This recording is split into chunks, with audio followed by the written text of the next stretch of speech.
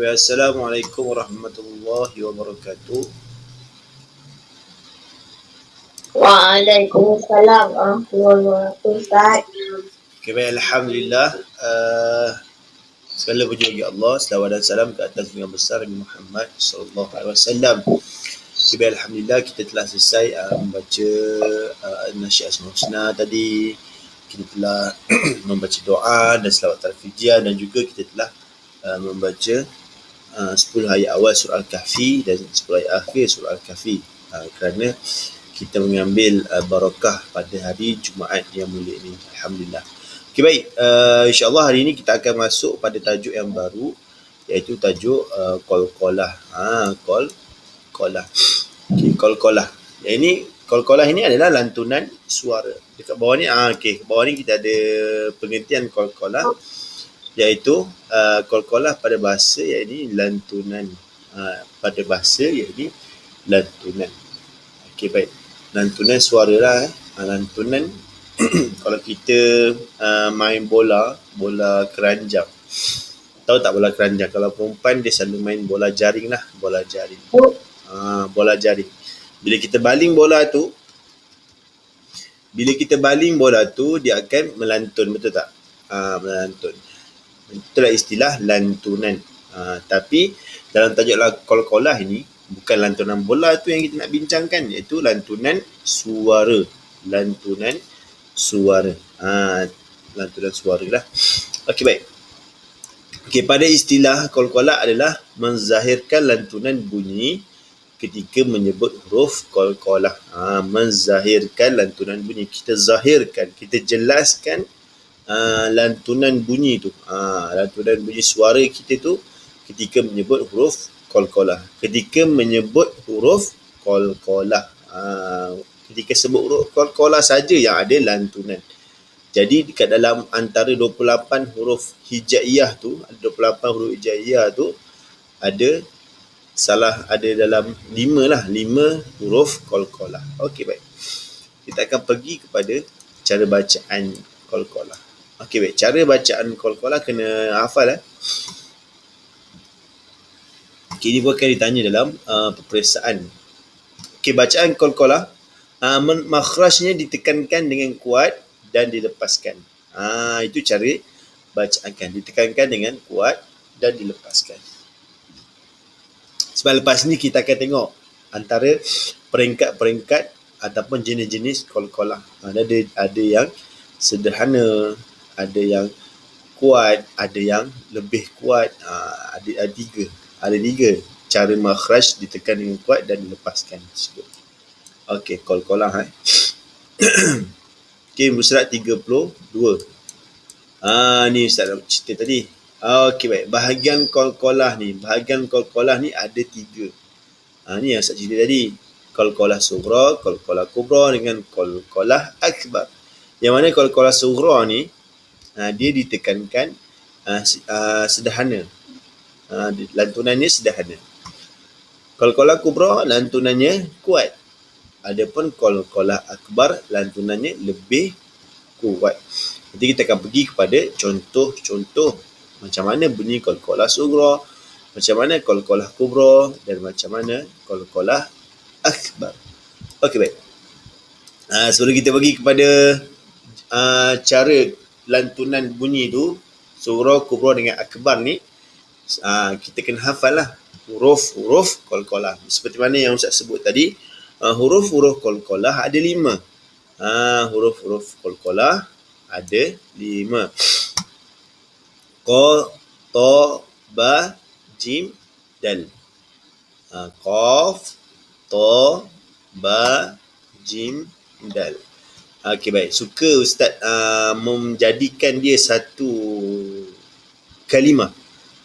Kita gabungkan qa, ta, ba, jim, dal ni menjadi satu kalimah, iaitu supaya mudah kita menghafal huruf qalqalah ini ada 5, iaitu qutu, di, baju, ataupun baju, da, qutu. Kamu nak hafal yang mana? Qutu, di, baju, ju tu jim lah, ataupun baju, da, qutu. Boleh tak? Hafal huruf qalqalah. Okay, huruf qalqalah ada berapa? Ada 5. Ko, to, di, baju. Bajim lah.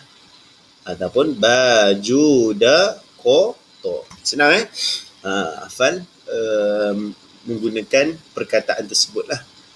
Supaya kita mudah ingat. Kadang-kadang orang pergi buat huruf kaf. Huruf kaf salah. Dia huruf qaf. Huruf kaf salah. Huruf ta bukan huruf ta. Ada orang tertukar. Dia pergi buat huruf ta. Salah. Okay, baik. Okay. Tahukah anda cara mudah untuk mengingat huruf-huruf qalqalah ialah dengan membina huruf-huruf tersebut menjadi ungkapan kutubu jaddin. Kutubu jaddin. Ini kena hafal. Dia ringkasan dalam buku ni adalah kutubu jaddin. Yang mana Ustaz Surafat tadi, kutu di baju ataupun baju da kutu. Itu adalah cara yang mana kita nak mudah hafal. Kalau kamu boleh hafal kutubu jaddin ni memang wajib lah. Kutubu jaddin ni akan masuk dalam peperiksaan. Nanti dia kata apakah ringkasan, apakah cara mudah untuk mengingat huruf qalqalah. Dia akan bagi kutubu jaddin. Yang penting ada huruf qaf, ada huruf ta, ada huruf ba, ada huruf jim dan ada huruf dal. Ada berapa semua? Ada 5. Ada 5 Saya nak hafal apa dia siapa dah tulis. Dan cara baju dah kotor boleh. Baju dah kotor boleh. Kutu di baju boleh. Tapi yang ini kena wajib. Sebab dalam exam, dalam peperiksaan ataupun ujian, dia akan bagi contoh kutubu jaddin. Yang penting ada huruf qaf, huruf ta, huruf ba, huruf jim dan huruf dal. Okey, baik.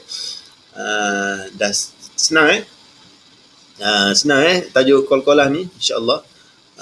Dia ada 5 saja huruf. Yang penting kamu hafal lah pada bahasa, iaitu lantunan, dan pada istilah iaitu menzahirkan lantunan bunyi ketika menyebut huruf qalqalah. Okey, baik. Kita tengok kepada contoh-contoh qalqalah. Okey, baik. Ini dia bagi pembahagian yang mana pembahagian qalqalah surah. Ada bahagian 3 kan tadi kan. Okey, qalqalah surah, qalqalah kubra dengan qalqalah akbar. Okey, baik. Kita masuk pada jenis bahagian pertama, iaitu qalqalah surah. Okey, qalqalah surah. Okey, baik. Kita tengok apakah pengertian qalqalah surah. Ialah apabila huruf-huruf qalqalah itu mati. Kotor di baju tadi, ataupun baju dah kotor, ataupun kutbun jadi. Alhamdulillah. Okey, huruf qalqalah yang 5 tadi tu, qaf, ta, ba, jim, dal tadi berada di tengah kalimah dan dia mati. Dia tanda mati. Okey, misal yang pertama wa yaqa. Jumpa tak huruf qaf bertanda mati. Huruf qaf ni merupakan huruf qalqalah. Yang kedua wa yab. Ba.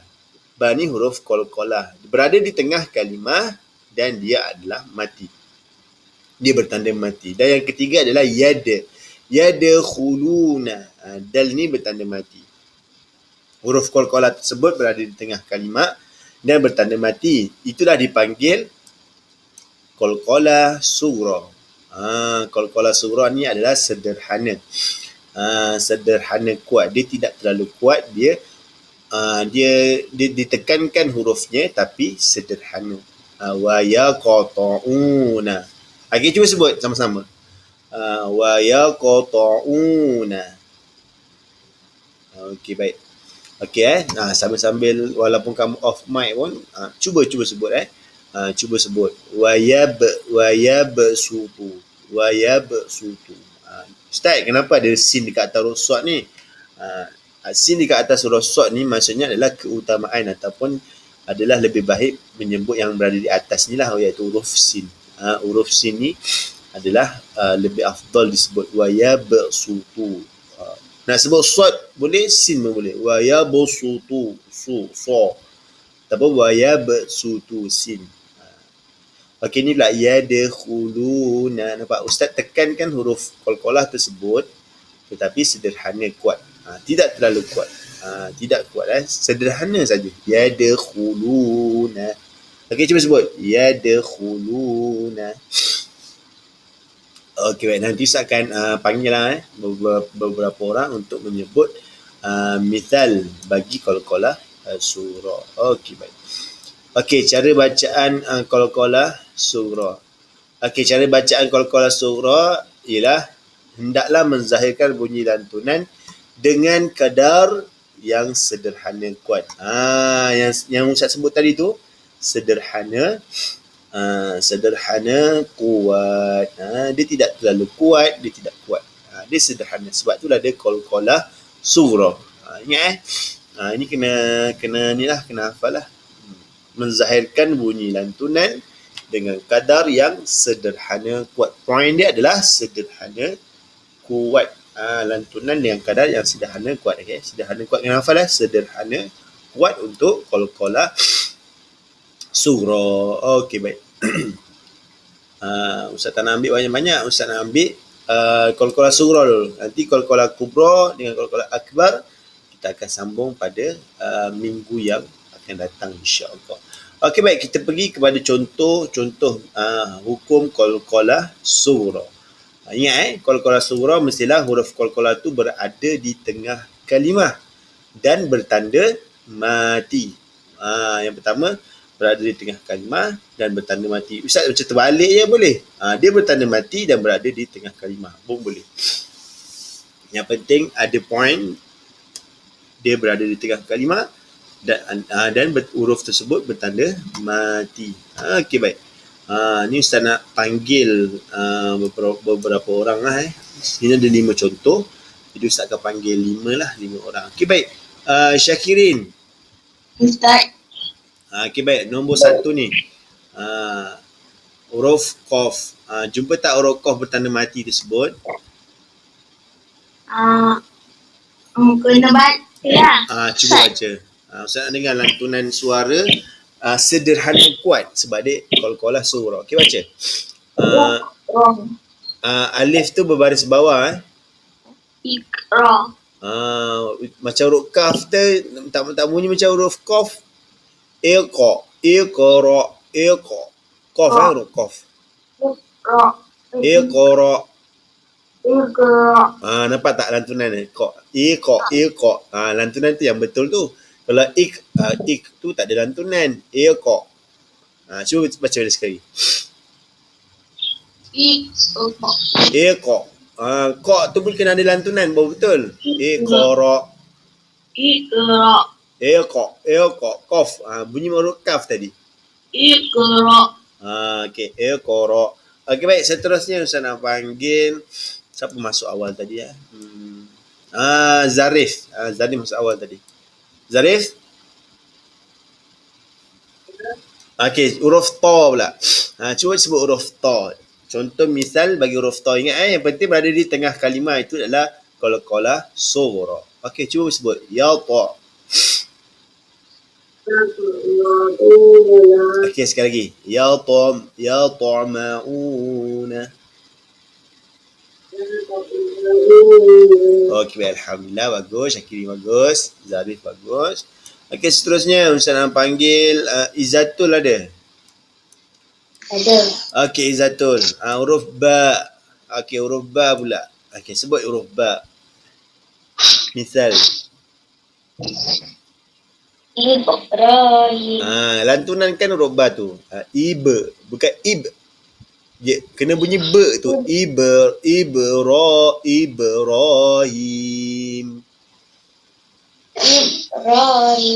Tak ib.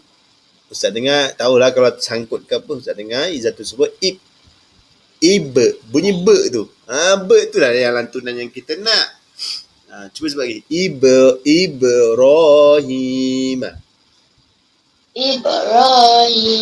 Okey, betul. Ada lantunan be tu. Be tu yang lantunan yang kita hendak. Kalau Ibrahim tak ada lantunan langsung. Okey, baik. Betul. Okey, bagus. Okey, seterusnya. Zafran. Zafran huruf jim. Zafran huruf jim boleh? Yaj'alun. je tu nak. Je. Jangan tekankan kuat sangat. Biasa lembutkan, sederhana, kuat je. Sederhana. Yaj'aluna. Yaj'aluna. Itu suara siapa tu? Okey, seterusnya Aidil. Tadi Aidil masa awal tadi. Aidil. Cuba huruf dal. Yad'una. Okey, betul. Okey, yad'una. Okey, ingat sebab tajuk qalqalah ni adalah lantunan. Ada yang lantunan sederhana kuat, ada yang lantunan dia kuat, ada yang lantunan dia lebih kuat. Tapi hari ni kita akan belajar sampai sederhana kuat saja. Bahagian yang pertama, dia ada 3 bahagian. Bahagian pertama. Yang penting kita ingat, ciri-ciri sederhana kuat ni, iaitu qalqalah surah ni, huruf qalqalah berada di tengah dan bertanda mati. Okey, ingat itu saja untuk hari ini. InsyaAllah kamu boleh buat latihan lah untuk, bukan buat latihan, buat nota, kamu buat nota. Yang pertama, Ustaz nak kamu tulis pengertian dan bahagian qalqalah serta misal tadi.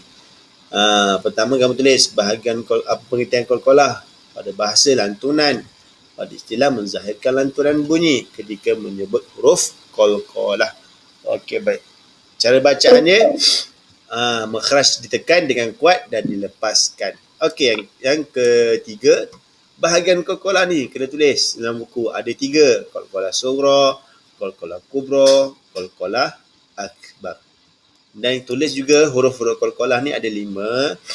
Kutu di baju, qaf, ta, ba, jim, dal. Okey, baik. Okey, yang bawah ni tulis kamu buat kutubu jadi je. Kutubu jadi tak payah tulis. Membina menjadi ungkapan tak payah tulis. Buat Qotobah Jimdan ni kamu tulis dekat bawah dia kutubu jadi. Ataupun siapa nak tambah baju dah koto, ikutlah. Ataupun kutu di baju. Mana-mana pun boleh. Okey, baik. Seterusnya kamu buat untuk pengertian qalqalah sughra, ialah apabila huruf qalqalah itu mati dan berada di tengah kalimah. Okey, yang contoh ni tak payah buat. Misal muka surat 3 ni tak payah buat. Kemudian kamu tulis cara bacaan qalqalah sughra ialah menzahirkan bunyi lantunan dengan kadar sederhana kuat. Lepas tu gariskan perkataan sederhana kuat ni. Gariskan. Dan yang terakhir barulah kamu tulis huruf dan misal qalqalah sughra ni. Itu saja. Boleh siapkan dalam buku tulis. Ya, saya. Yang 30 tu kena buat juga Yang mana? 32. Yang bawah ada 32. Tak payah.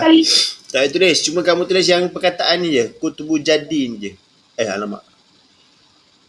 Kamu tulis kutubu jadi ni saja. Tak payah tulis. Cara mudah untuk mengingat huruf qalqalah. Tak payah. Kamu buat huruf qalqalah ada 5. Qotobah jimdan kamu tulis sama dengan kutubu jadi. Tahukah anda tu tuliskan lagi kan? Tak payah. Tak payah. Tulis yang perkataan kutubu jadi ni saja. Yang bawah ni. Yang bawah ni. Besar-besar kan nampak ni. Ni. Sebab dalam peperiksaan dia akan gunakan kutubu jadi ni. Dia tak guna kutu di baju. Dia tak guna baju dah kotor. Baju dah kotor ni untuk kita mudah menghafal lah. Tapi dalam peperiksaan dia akan guna kutubu jadi.